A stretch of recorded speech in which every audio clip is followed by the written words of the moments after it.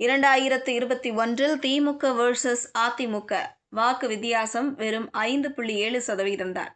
Game சேஞ்சரான நாத்தக, AMMK, Kamal Haasan. சட்டசபை தேர்தலுக்கு இன்னும் 35 நாட்களே இருக்கும் நிலையில் 2021 சட்டசபை தேர்தலில் வெற்றி பெற்ற திமுக கூட்டணிக்கும் தோல்வியடைந்த அதிமுக கூட்டணிக்கும் இடையிலான வாக்கு வித்தியாசம் குறித்து பார்க்கலாம்.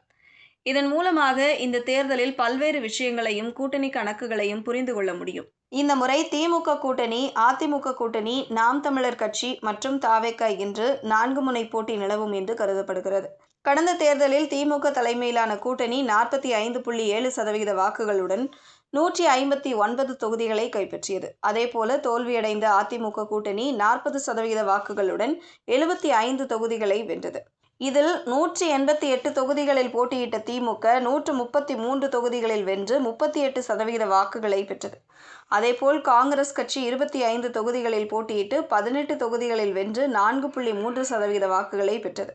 விசிக 6 தொகுதிகளில் போட்டியிட்டு 4 வென்று 1% வாக்குகளும், சிபிஐ மற்றும் சிபிஎம் தலா 6 தொகுதிகளில் போட்டியிட்டு 1.1 மற்றும் 0.9% வாக்குகளையும் பெற்றது.